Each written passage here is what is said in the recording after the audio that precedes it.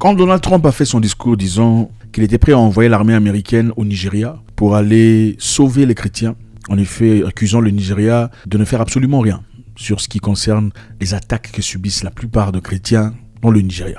Beaucoup de gens se sont levés contre Trump. On l'a accusé immédiatement de vouloir s'accaparer des biens du Nigeria, n'est-ce pas? Immédiatement, c'était l'instinct numérique. Monsieur Trump essaie de partir. Les États-Unis cherchent un moyen pour rentrer au Nigeria. Donald Trump a dit que si le gouvernement nigérien ne fournissait aucun effort pour répondre aux difficultés que vivent la population principalement chrétienne, suite aux enlèvements et tueries subis chaque jour, les États-Unis d'Amérique se chargera du problème. On a accusé les États-Unis d'Amérique de vouloir s'accaparer des biens du Nigeria. Mais souvenez-vous bien, Donald Trump n'a jamais dit qu'il voulait aller renverser le gouvernement nigérien. Il n'avait jamais dit ça.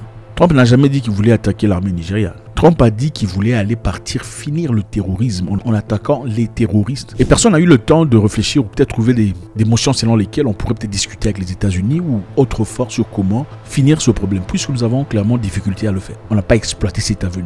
Directement, les gens sont venus en armes essayant de contrer Trump, de vouloir encore une fois dominer et piller un pays africain. Les discours des Nigérians musulmans qui souhaiteraient voir Trump venir, et ce sont des gens qui disent ici, apparemment, il y a une histoire qu'on ne comprend pas. Les chrétiens ont maintenant peur de se déplacer. Les chrétiens ont peur de prier librement. Si Donald Trump veut intervenir, alors qu'il le fasse, il n'y a rien de mal à cela. Et si on vous disait que ce qui se passe au Nigeria, avec Boko Haram et SWAP et tout autre groupe terroriste, serait de choses perpétrées par des gens puissants au Nigeria pour leur propre bénéfice, ça vous dirait quoi? Si on vous disait que ces gens-là, Boko Haram et tout le bazar, sont des gens qui ont été créés par des gens qui sont connus, des gens puissants au Nigeria, et qui en bénéficient d'une certaine façon. Comment? Parce qu'il y a beaucoup d'or quelque part au Nigeria, et en créant des problèmes comme ça empêcherait au gouvernement et à la population de se focaliser sur le pillage qui se fait au fait par des Chinois au Nigeria. C'est intéressant. Voilà pourquoi la vie m'a appris qu'il ne faut jamais tirer de conclusion à la va-vite. Même si ça semble être évident que M. Trump voudrait s'accaparer du lithium, du manganèse, de tout le bazar qui se trouve au Nigeria, il faudrait aussi jamais s'empêcher de pouvoir voir un peu plus profondément. On va suivre ici quelques vidéos de certaines personnes très influentes au Nigeria et on va en tirer quelques leçons. Ces personnes qui parlent est né dans le nord, c'est un Nigeria évidemment, né dans le nord, là où toutes ces histoires se passent. Il connaît très bien le secteur, écoutons ce qu'il a à dire. Donc en 12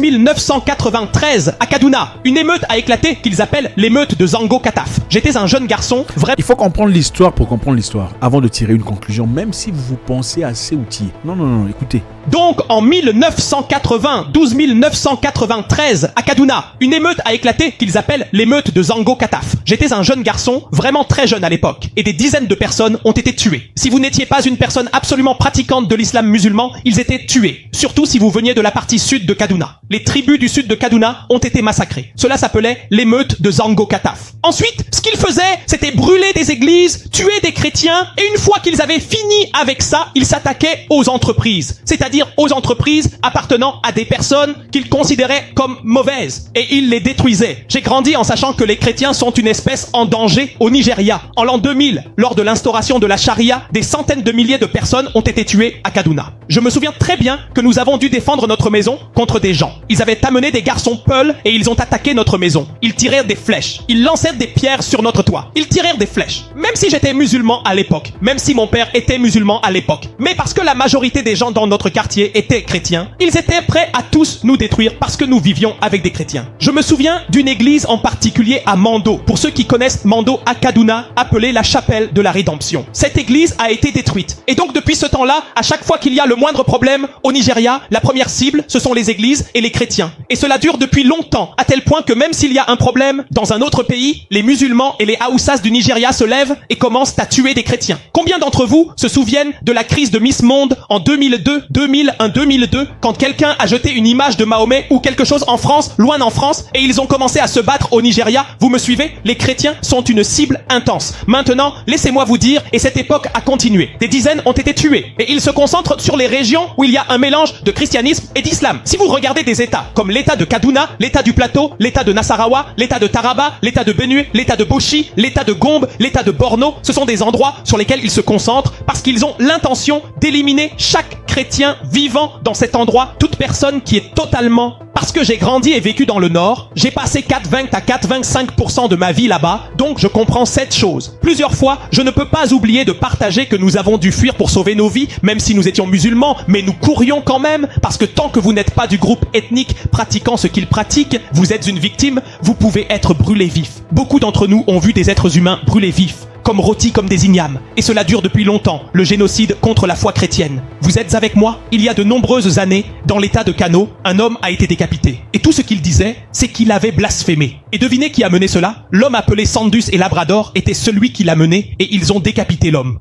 Ils l'ont tué, ils ont mis sa main sur un pieu, et ils l'utilisaient pour parader dans la ville.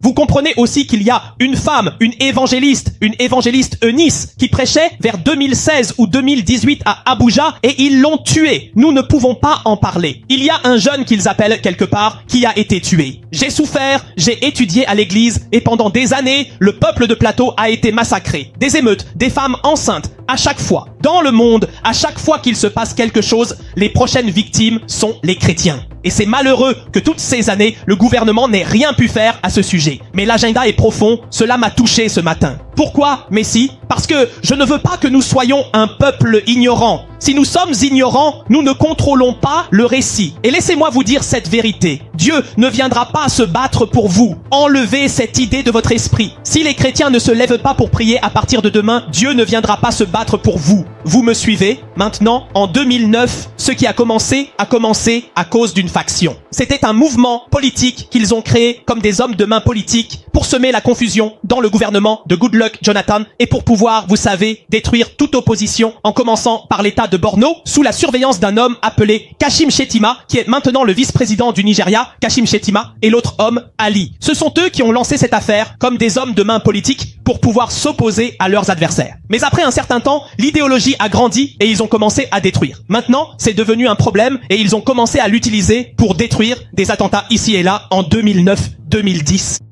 En tant qu'antenne principale, un homme a dirigé une réunion à Jos. Vous me suivez? Il a dirigé une réunion où ils ont décidé d'anéantir les chrétiens dans la région du plateau. Mais pas seulement le plateau. Boshi, Kaduna et Nasarawa aussi. Et ils ont dit qu'ils allaient mener le djihad, qu'ils allaient apporter le djihad, et que si les leaders islamiques n'étaient pas prêts à les diriger, lui, il était prêt à prendre la tête du mouvement. J'ai le compte rendu de cette réunion dans mon téléphone actuellement. Devinez qui est cette personne? C'est celui qui était l'ancien ministre de la communication sous Guarif Brigil.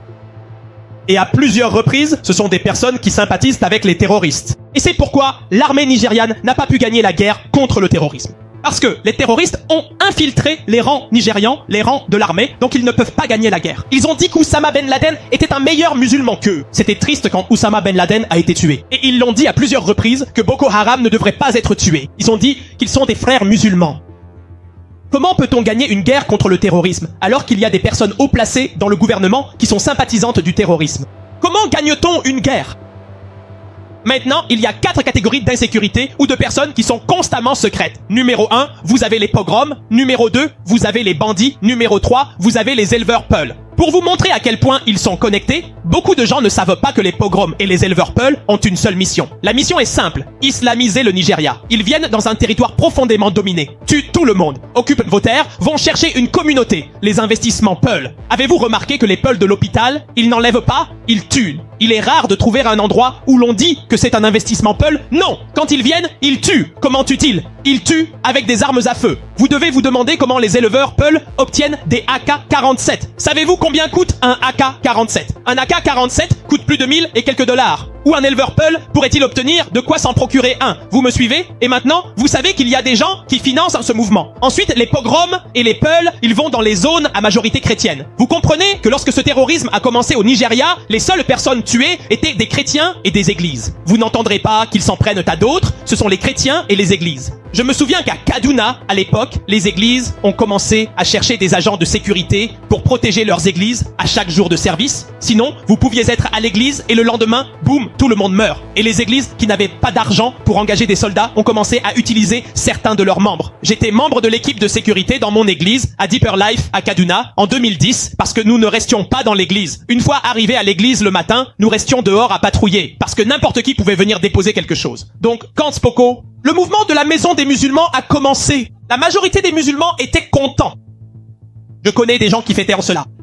Si vous les voyez pleurer aujourd'hui, je vais vous dire pourquoi. Au tout début de cette affaire, ils étaient heureux de célébrer les massacres de chrétiens. Ils disaient qu'ils purifiaient le Nigeria de l'ARN. C'était composé uniquement de chrétiens et de chrétiens dans les zones militaires. Mais en 2014, l'homme Buhari et le MPC, qui voulaient renverser le gouvernement de Jonathan par tous les moyens, ont décidé d'employer des mercenaires venus du Niger, du Tchad. de tous ceux venant d'autres nations africaines. Et ils les ont amenés au Nigeria. Quel était le but? Le but était que, si vous ne concédez pas la défaite lors de l'élection, ils allaient déclencher l'enfer au Nigeria. Donc ils ont fait venir ces mercenaires et les ont équipés de fusils, les L5, les Boris. Vous me suivez? Les L5, les Boris. Chacun de ces gens appelés FBC, ils ont fait venir des mercenaires et les ont installés dans la brousse, leur disant d'attendre. Au moment où Good Luck ne concéderait pas la défaite à l'élection, ils allaient commencer. Mais malheureusement pour eux, Good Luck était au courant de la mission. Il a eu des renseignements parce que l'homme a dit qu'il voulait savoir quel était le problème. Donc l'homme a concédé la défaite et est parti, et ainsi ils ont déclaré l'APC vainqueur. Maintenant, vous avez déjà des gens de différentes régions venus pour se battre, mais ils ne savaient plus pourquoi ils étaient venus se battre. Alors, ils ont laissé ces gens dans la brousse, ils les ont laissés avec des armes et des munitions, et quand Buhari est devenu président, il les a abandonnés. Au lieu de les régler et de les laisser repartir, ils les ont abandonnés. Et les gens ont vu les ingénieurs à l'école, et ces gens ont décidé de rester au Nigeria. Ce sont eux qui ont commencé le banditisme. Avant, il n'y avait rien de tel que des bandits. Les bandits ont commencé sous la surveillance de l'APC, sous Buhari, parce que c'est eux qui les ont fait venir. Les enlèvements, parce qu'ils avaient besoin de survivre, alors ils ont commencé par des enlèvements, et ils ont continué à enlever encore et encore.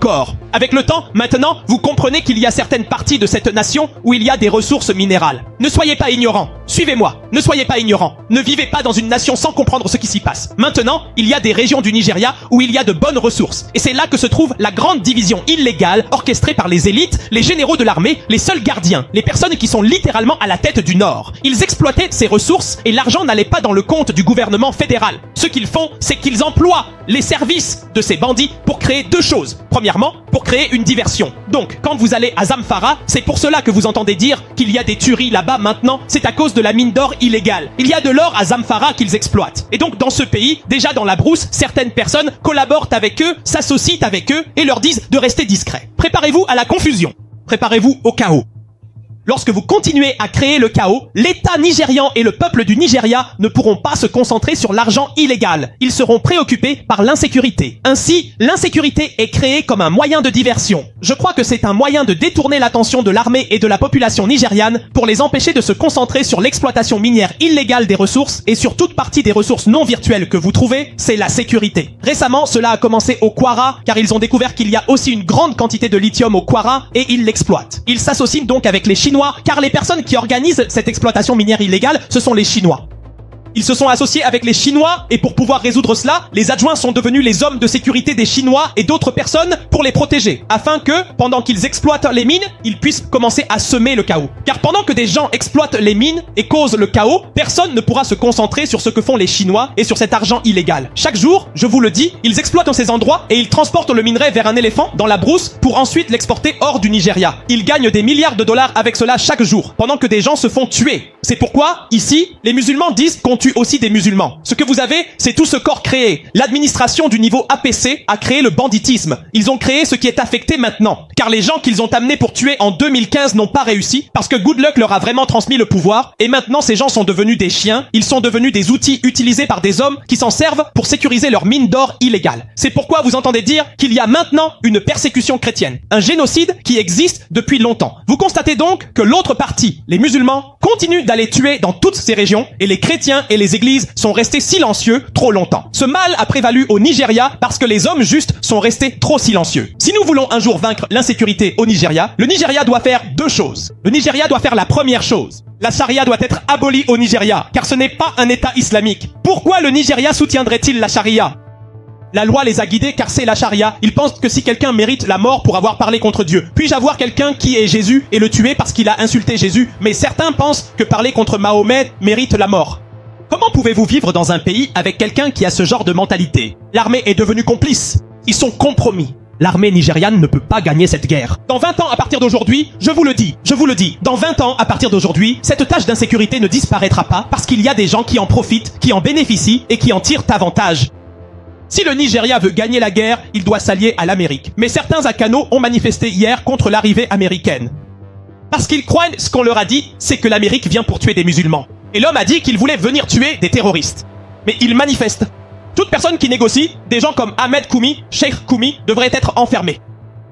Un terroriste à Patata reste un terroriste. Un homme qui pense qu'on ne doit pas tuer un terroriste est lui-même un terroriste. Un homme qui pense que nous devrions négocier. Comment veux-tu négocier avec nous? Parce que tu vois, les terroristes ne sont pas seulement des criminels. Ils agissent avec une idéologie erronée. Un homme qui croit qu'il n'a rien à perdre. Comment veux-tu négocier avec un homme qui pense que se tuer lui-même est un moyen et qu'ils vont devoir recevoir 72 vierges? Comment négocier avec une telle personne? Un homme comme Cheikh Koumi devrait être enfermé. Un homme comme Halim Abou Shahidi devrait être arrêté. Si tu veux gagner contre le terrorisme, il faut être brutal. Aucun pays ne viendra à bout du terrorisme en les cajolant. La douane prend du riz, envoie du riz du Nigeria et l'apporte aux terroristes dans la brousse sous prétexte qu'il faut s'occuper d'eux parce qu'ils sont des êtres humains. Non, dès l'instant où tu deviens un talent, que tu considères que prendre la vie de ton semblable n'est rien, que c'est pour plaire à un Dieu, alors tu ne mérites pas de vivre. Enfant de Dieu, je ne vais pas vous demander de prier car ce n'est pas une période de prière. C'est une période d'action. Chaque membre de l'église est Ézéchiel de Jos. Les hommes ont parlé d'une plus grande attention. Jamais ils n'ont invité cet homme pour une interview parce qu'ils ne veulent pas lui donner de temps d'antenne. Et tu vois, pour la moindre chose, ils appellent Goumi et lui tendent un micro. Goumi, ils invitent Goumi à tout bout de champ. Les médias sont complices. L'armée nigériane est complice. Tu ne peux pas gagner la guerre avec cette armée nigériane. Non pas parce qu'ils n'en ont pas la capacité, mais parce qu'ils sont compromis. Wari a créé le banditisme. Des gens comme Goumi et les autres, ce sont eux qui ont facilité l'émergence de Boko Haram. Et aujourd'hui, certains d'entre eux sont vos dirigeants au gouvernement. La plupart d'entre eux circulent librement. Pas un seul n'a été arrêté. Au total, quand ils l'ont arrêté, c'était dans la maison de Shatima à Abuja. Que faisait-il là-bas si elle ne le connaît pas? Mais aujourd'hui, elle est votre vice-présidente. Comment pouvez-vous gagner une guerre quand ce sont des terroristes qui vous gouvernent, quand des terroristes se promènent librement? Ce n'est pas le moment de dire que nous prions. Non, c'est le moment de la sagesse. C'est le moment d'agir. Les églises du Sud n'ont aucune idée. Ils voient qu'ils causent des problèmes dans les églises avec d'anciens employés. Ils ne savent pas ce que cela signifie d'être dans le Nord. Ils ne savent pas ce que cela veut dire de fuir pour sa vie, que chaque dimanche à l'église, c'est... Et ce type était ministre sous Buhari pendant 8 ans. Savez-vous pourquoi je vous dis cela ce matin? Vous êtes au Nigeria.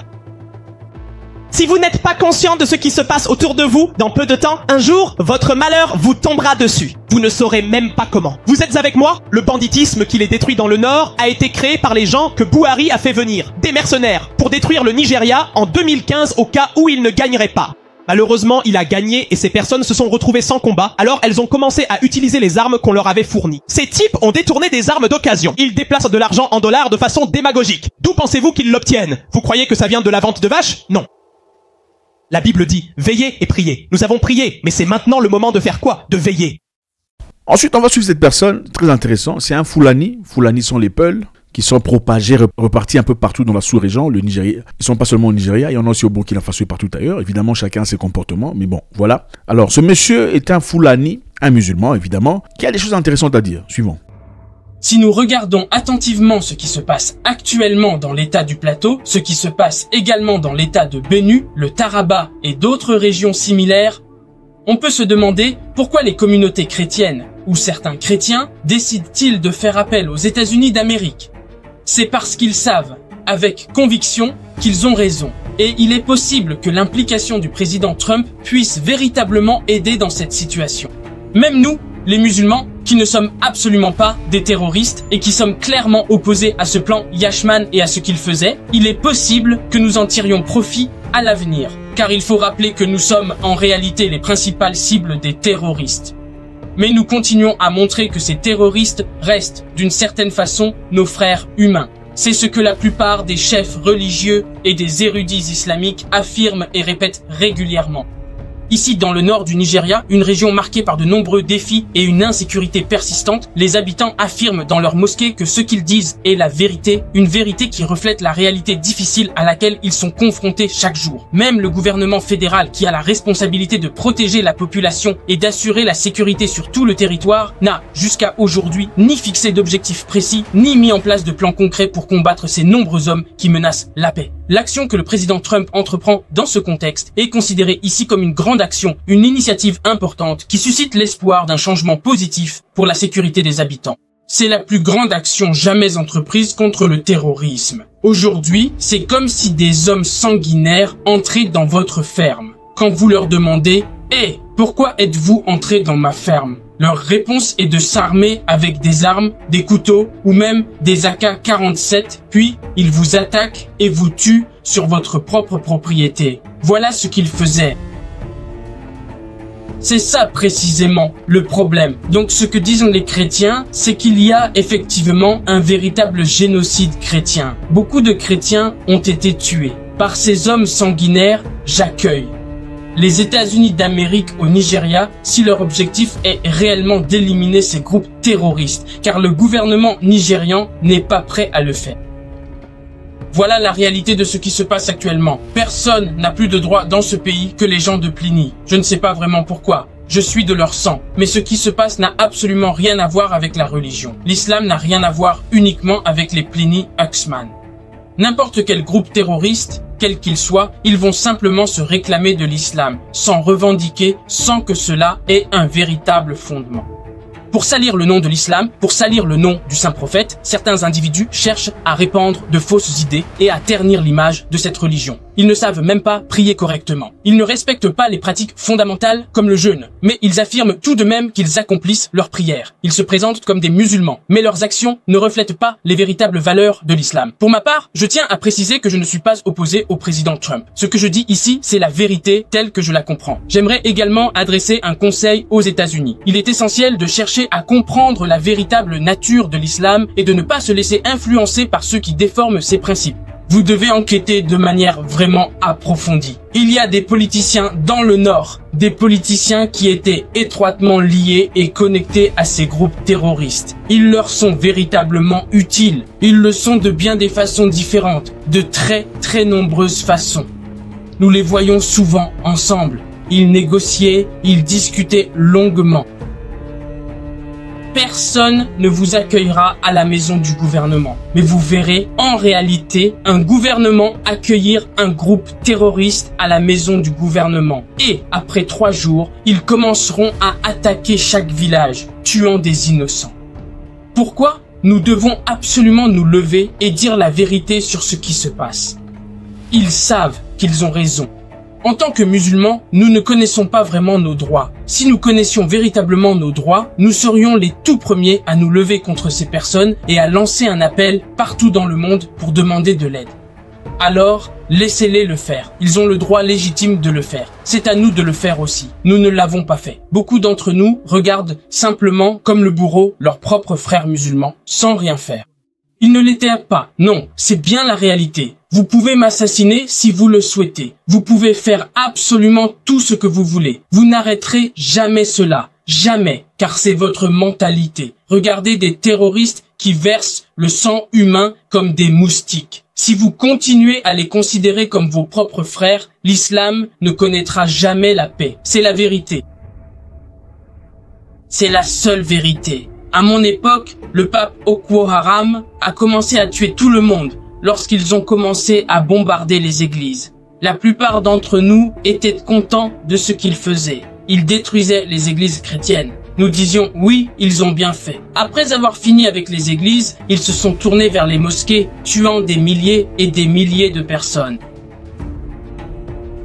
Nous n'avons absolument rien fait. Nous demandons à ces dirigeants corrompus de venir eux-mêmes combattre les terroristes. Le feront-ils alors qu'ils utilisent ces terroristes comme de véritables boucliers et qu'ils les utilisaient déjà dans leur propre système politique? Donc, si vous, les États-Unis, soutenez l'élimination de ces groupes polaires et terroristes, je suis d'accord avec cela. Et deuxièmement, notre principal problème dans le nord du Nigeria, c'est Isla. Il y a un Isla là-bas, un groupe islamique. Ce sont ces gens qui ont été les premiers à prêcher de la mauvaise manière. Ce qui a poussé des gens à prendre les armes contre leurs frères jusqu'à aujourd'hui. Et la plupart d'entre eux sont liés à ces terroristes. C'est la vérité.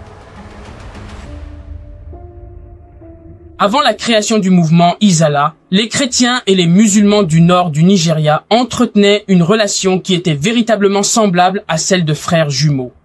Il est nécessaire que cela cesse. Vous devez absolument arrêter ce mouvement Izala. Nalika, Ishia, tous ces groupes similaires, il faut impérativement les arrêter. C'est un fait indéniable. Le monsieur a dit que les religieux au nord disent que Boko Haram, les membres sont leurs frères et que le gouvernement nigérian ne devrait pas les bombarder ou les détruire. Boko Haram sont nos frères, il ne faut pas les bombarder. Je n'ai jamais vu des gens réclamer un groupe terroriste selon lequel ils sont frères. Parce que, attendez, mettez-vous à la place des victimes. Quand vous dites que Boko Haram sont nos frères, les victimes se sentent comment? Et vous êtes censé être influent au gouvernement. Des membres du gouvernement ont dit Boko Haram sont nos frères. Il ne faut pas les attaquer, les détruire, puisqu'ils massacrent des gens lundi, mardi, mercredi, jeudi. Et apparemment d'une catégorie bien précise. Le monsieur dit... Parce qu'évidemment, il y a beaucoup de gens qui disaient que la plupart des gens qui prétendaient qu'il n'y a pas de massacre, qu'il n'y a pas de génocide des chrétiens au Nigeria, seraient musulmans. Vous voyez, la plupart, la majorité, c'est ce que quelqu'un a dit, évidemment. Rappelez-vous, ici, ce n'est pas une question de religion. Ce n'est pas la guerre entre les musulmans et les chrétiens. C'est une affaire du Nigeria dont certaines personnes essaient d'usiter de religion pour créer la pagaille. Les gens qui renoncent ou les gens qui nient l'existence de génocide au Nigeria sont pour la plupart des cas des musulmans. Il n'y a pas de chrétiens qui disent qu'il n'y a pas de génocide. Alors le monsieur ici lui-même est musulman. Qu'est-ce qu'il dit? Si Donald Trump veut venir dans notre pays, dans l'objectif de détruire le terrorisme, ce n'est pas le gouvernement, le terrorisme, moi je suis d'accord qu'il vienne. Il est musulman mais il soutient. Vous voyez un peu? Au lieu de dire que non, Donald Trump vient dans notre pays pour piller, comme beaucoup de gens le font, vous aussi d'ailleurs, je suppose, l'objectif c'est, lui dit qu'il vienne. Parce que nous on a vu ça. Qu'ils viennent, si le gouvernement est incapable de finir l'histoire, qu'ils viennent pour nous aider. A-t-il raison ou tort? Il y a aussi un homme ici que je trouvais très intéressant. Écoutons ce qu'il a à dire. Que les chrétiens sortent et parlent du génocide des croyants qui se poursuit, jusqu'à ce que les gens entendent nos voix, jusqu'à ce que notre voix atteigne l'endroit où elle doit arriver. C'est ce que je dis. Beaucoup de nos grands pasteurs, tout ce qu'ils savent faire, c'est aller là-bas et parler avec de grands mots, porter de grands vêtements, de beaux vêtements, conduire des voitures exotiques, se promener avec des gardes du corps. Voici le révérend docteur. Un tel est celui qui passe, c'est-à-dire une personne qui traverse un endroit ou une situation sans vraiment s'y arrêter, sans laisser de traces particulières derrière lui. Et puis, il y a aussi des gens dans les villages, des hommes, des femmes, parfois même des enfants, qui se font massacrer pour n'importe quelle raison, souvent sans que cela ne coïncide avec ceux qui sont réellement impliqués ou responsables. Ces actes de violence peuvent survenir à tout moment, touchant des personnes innocentes, sans lien direct avec les causes profondes. S'il y a quoi que ce soit de mauvais là-bas, même simplement avec les grands, c'est-à-dire les personnes influentes ou puissantes, on pourrait espérer qu'il y ait un minimum de justice ou de protection. Mais ce n'est pas toujours le cas. Chefs chrétiens, nos chefs chrétiens, si vous ne sortez pas pour dénoncer ces choses, attendez le jour du jugement. Dieu vous jugera certainement pour cela. Beaucoup de gens refusent de le faire. Comme je l'ai dit plus tôt, à cause de leurs intérêts égoïstes. Beaucoup de gens refusent de sortir pour en parler à cause de leur intérêt personnel. Beaucoup de gens refusent de sortir et d'en parler parce qu'ils pensent à comment remplir leur poche. Comment remplir leur poche? N'est-ce pas de l'argent que vous voulez amasser pour vous-même, n'est-ce pas? Vous voulez construire un manoir pour vous-même, n'est-ce pas? Vous voulez conduire des voitures exotiques pour vous-même, n'est-ce pas? Quand votre temps sera terminé ici sur Terre, emportez tous ces manoirs et tout l'argent que tu as amassé. Pars avec, on verra bien. Pars avec, on verra bien. Pars avec, on verra bien. Beaucoup de nos chefs chrétiens qui devraient sortir et prendre la parole et dénoncer le génocide de nos frères et sœurs dans les villages ruraux ont décidé de garder le silence simplement à cause de leur intérêt personnel, à cause de la guerre, à cause de ce qu'ils allaient en retirer. Dieu vous jugera certainement, vous, les gens méchants partout, qui vous nourrissez de la religion au détriment de vies humaines. C'est bon, c'est bon. Et à vous tous, je ne peux pas le faire, je ne peux pas appeler. Et Pablo, je suis prêt. Représentant Madodit de Erea Chebra Nationes dans le Moro Temjian car Cloud se terminare Andofre to Blue Spot. Merci d'avoir appelé sur mon salut. Il y a un monsieur que j'ai trouvé très intéressant suivant ce qu'il a à dire. Vous êtes pasteur ou homme de Dieu et vous n'avez rien de raisonnable à dire sur ce qui se passe au Nigeria. Taisez-vous. Fermez-la. Après tout, c'est ce que la plupart d'entre vous font. Vous ne dites rien. Des milliers de personnes sont tuées. Des centaines sont en train d'être tuées. Tant que vos offrandes et dîmes continuent d'arriver intactes, cela ne vous concerne pas. Taisez-vous. Arrêtez d'embarrasser les gens et les véritables hommes de Dieu dans cette nation.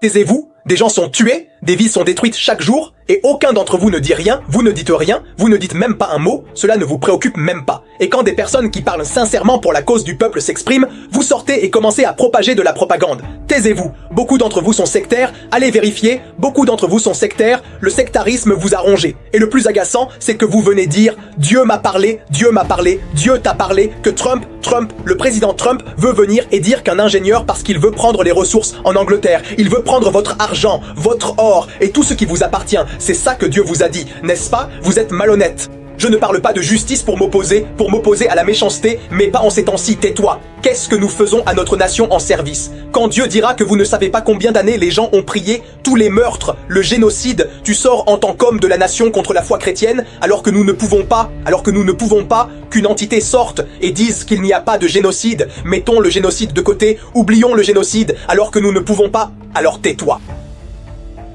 Je suis toujours dans le Nord, je sers dans le Nord, je dirige des gens de l'évangile ici dans le Nord. Beaucoup d'entre vous n'en ont absolument aucune idée. Vous êtes là-bas dans le sud, à profiter de vos églises climatisées et tout ça, c'est très bien. Mais si vous n'avez aucune contribution raisonnable à apporter, taisez-vous simplement et arrêtez de manipuler les gens. Aussi loin que je me souvienne, les chrétiens ont toujours été les victimes de tout dans ce pays. Il y a de l'insécurité, c'est vrai. Mais nous savons tous que cette insécurité est créée par des personnes qui exploitent la nation.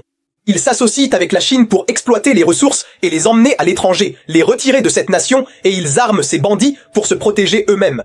Comme moyen de destruction, donc pendant que l'argent circule, pour empêcher les militaires ou les Nigérians de se concentrer sur eux, ils ont créé l'insécurité. Ainsi, pendant que vous êtes focalisés sur l'insécurité, tous les meurtres et les enlèvements, vous ne prendrez même pas la peine de surveiller leurs activités. Et c'est ça le plan. C'est ainsi qu'ils continuent d'envier, qu'ils continuent de piller les ressources de cette nation. Vous savez que le gouvernement, il y a des gens qui savent que ce n'est pas un secret. Ils arment ces bandits dans le but de détruire, pour distraire les gens, c'est ce qui se passe. Mais nous savons tous qu'il existe un agenda djihadiste systématique et une islamisation contre le Nigeria. Et vous dites que le Nigeria est une nation laïque? Comment une nation laïque peut-elle être membre d'une organisation islamique mondiale ou d'une chose et de la communauté islamique? Ce n'est pas une coïncidence. Pourquoi une nation laïque serait-elle membre d'une organisation islamique mondiale? Pourquoi une nation laïque, qui se dit laïque, pratiquerait-elle la charia dans certaines parties de l'État? Pourquoi une nation laïque aurait-elle des inscriptions de l'armée nigériane en arabe et non en anglais que tout le monde comprend? Vous êtes comme ça, vous êtes tellement naïfs, vous êtes là à les suivre pour propager leur propagande, pour répandre des mensonges. Cela dure depuis des années, nous le savons, vous le savez tous. Laissez le gars qui est né et a grandi au Canada, laissez le Canada tranquille, laissez-le. Nous avons vu tout cela de façon constante à Benue, à Kaduna, à Jos, dans une partie de Nasarawa, à Taraba, toujours dans des zones à majorité chrétienne. La communauté chrétienne a été achetée, les églises ont été achetées. À chaque fois, quelqu'un insulte Mohamed en France. La prochaine chose, c'est qu'une église à Kaduna ou à Jos est attaquée. Nous le savons tous, cela dure depuis des années. Et tu viens dire, oublie ton genre, que Trump ne s'intéresse qu'aux ressources du Nigeria. Tu ferais mieux de te taire. Tais-toi, tu n'as rien à dire. Reste juste silencieux, pour que tu viennes raconter n'importe quoi, embarrassant les véritables serviteurs de Dieu. Autant que nous sachions, la plupart d'entre vous ne dites rien. Laissez l'église, laissez les chrétiens du Seigneur être tués. Qu'ils soient tués à l'école ou chez eux, vous continuez comme si rien n'était. Vous ne dites rien, vous ne vous en souciez pas. La pension alimentaire des gens qui s'opposent à cela, qui se battent pour la véritable cause du génocide des chrétiens, il y a à peine 2 jours, dans une communauté du Benue, regardez le massacre. Des enfants, des bébés endormis, et encore un massacre. Mais vous ne prendrez pas la parole. Ce n'est pas depuis longtemps que vous êtes sortis pour dénoncer les tueries, mais vous êtes toujours prompt à venir démentir quand des gens essaient de parler, quand des gens essaient de défendre la vérité. Si vous n'avez rien à dire, en tant qu'homme, en parlant à des hommes de cette histoire, si vous n'avez rien à dire, alors fermez-la. Nous remercions Dieu pour la vie du révérend Ézéchiel. Cet homme est un véritable apôtre de Jésus-Christ. Nous voyons ce que Dieu, nous voyons comment cet homme a. J'ai peur de m'engager sérieusement. Tu aurais pu les laisser. Tu aurais pu laisser ces jeunes de cette communauté là-bas en train de se battre pour les gens. Tu t'en fiches, ils n'ont pas de situation ni de grosses voitures, ça ne les dérange pas. Ils servent Jésus. Toi, tu es là, dans ton domaine, dans tes églises confortables, tu ne t'en soucies pas. Tu accumules des problèmes, des programmes, tout ça, et repousses les limites. C'est ton problème, pas de problème. Mais pour ceux qui dénoncent l'injustice au Nigeria, laissez-les parler. Ne les réduisez pas au silence. N'essayez pas de vous moquer de la douleur des gens. Tais-toi, nous n'avons rien à dire. Tais-toi. Comment en sommes-nous arrivés à cette situation où nous ne pouvons pas dire la vérité au pouvoir, où nous ne pouvons pas sortir et parler, affronter le gouvernement sur ce qu'il fait? Mais Dieu suscite un signe pour nous, depuis l'Amérique, pour venir défendre la cause. Cet homme n'a jamais dit qu'il venait renverser le gouvernement. Il n'a pas dit qu'il venait combattre les musulmans ou tuer des musulmans. Il a dit « Je vais tuer les terroristes, surtout ceux qui tuent les chrétiens ». Et vous vous exprimez pour dire que c'est intéressant, vos ressources. Vous vous exprimez pour dire que c'est intéressant, vos ressources. Les Chinois ont été emmenés. Et vous pensez que tout cela en vaut la peine? Les gens pleuraient, c'est le cri du peuple qui a attiré l'attention de cet homme. Vous agissez comme si vous ne saviez pas. Mais parce que vous enseignez à vos enfants, moi aussi je suis Yoruba, mais je ne serai jamais un sectaire. Jamais je ne le serai. Je déteste mon pays.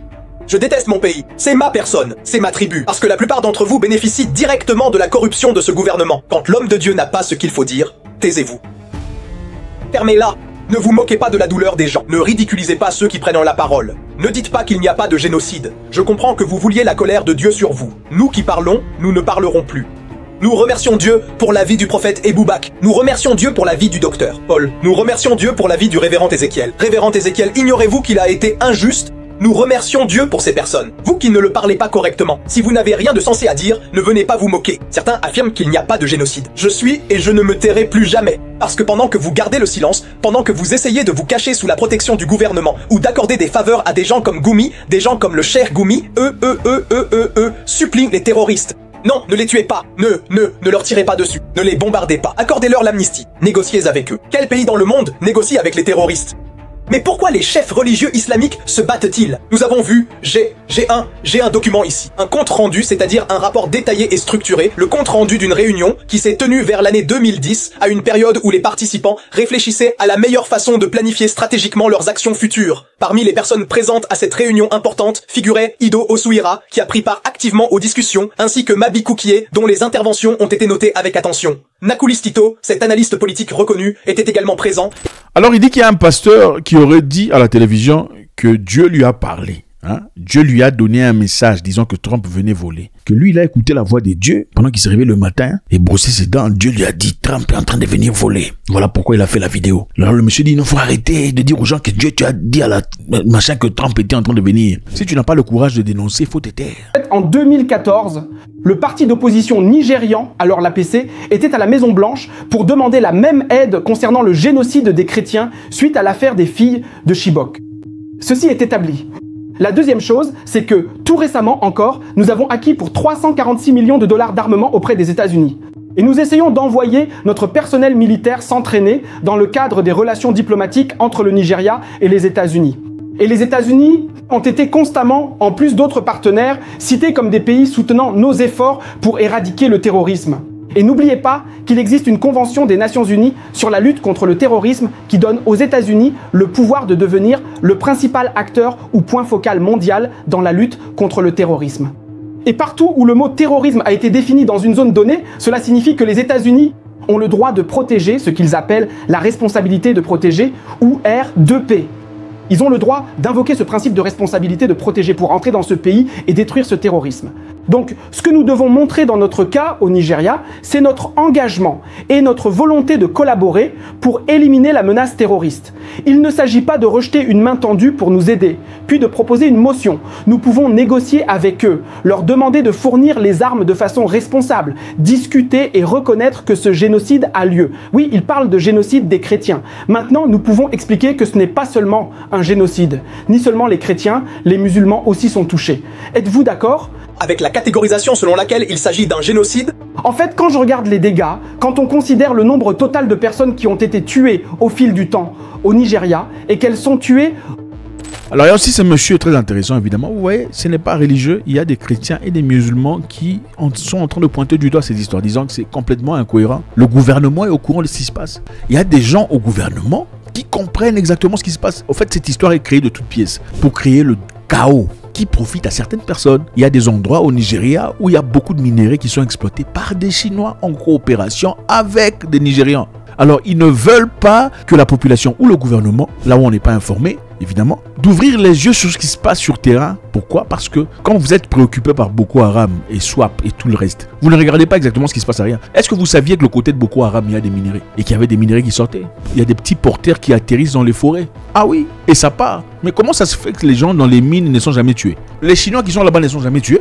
Mais bon, les gens ici disent les États-Unis vont aller voler. Mais attendez, il y a des gens qui souffrent. Il y a des gens qui meurent chaque jour. On ne va pas fermer les yeux parce qu'il y a les États-Unis qui veulent aller voler. Qu'est-ce qui se passe vraiment au Nigeria? Pourquoi les gens sont en colère, disant on ne veut pas, qu'ils ne viennent pas? Qui bénéficie de cette histoire? C'est ça les questions. Je vous rappelle ici, les États-Unis d'Amérique a été accusé, évidemment, de fournir Boko Haram d'argent, n'est-ce pas? Ok, les gens pointent du doigt les États-Unis, c'est bien tout ça. Mais il faut aussi se dire, qui a informé au monde que les États-Unis donnaient de l'argent à Boko Haram? C'était qui? C'était vous? Non, c'était pas vous. C'était votre télévision locale? Non, absolument pas. C'est qui a informé le monde? C'est les Américains qui ont dit au monde qu'une partie des Américains fournissaient de l'argent qui, d'une certaine façon, se retrouvait chez Boko Haram. Donc ce sont les Américains eux-mêmes qui ont dénoncé ça. On ne peut pas dire, bon non, c'est vous qui fournissez l'argent, d'accord, mais comment vous savez ça? Ça c'est très important. Si c'était une information tirée par les Russes, on dirait, ah voilà, on vous a dévoilé. Mais vous, est-ce qu'une personne peut se dévoiler elle-même? C'est-à-dire qu'il y a des segments, des sections aux États-Unis, des gens qui ne se comprennent ou s'entendent pas carrément. C'est-à-dire une partie envoie de l'argent qui était censé fournir autre chose, mais ce n'était pas directement chez Boko Haram, c'était censé fournir, sponsoriser certaines histoires, mais à travers certaines histoires, cet argent s'est retrouvé chez Boko Haram. Mais on ne vous dit pas. Le Nigeria, excusez-moi, est bénéficiaire de 250 millions de dollars des États-Unis dans l'armement, dans l'armée. Les États-Unis donnent à l'armée nigériane 250 millions de dollars. C'est beaucoup d'argent. Mais où va cet argent? Parce que tout l'argent ne va pas au front. L'argent est dilapidé. L'argent est utilisé. L'argent est dérouté quelquefois chez Boko Haram, depuis chez eux-mêmes. Il faut se calmer avant. C'est bien de dire les États-Unis essaient de venir. Il faut voir un peu plus profond quelquefois pour voir ce que c'est. Faites-moi savoir ce que vous en pensez. Votre commentaire évidemment est très nécessaire. On vous connaît très intelligent. C'est toujours avec beaucoup de plaisir. God bless.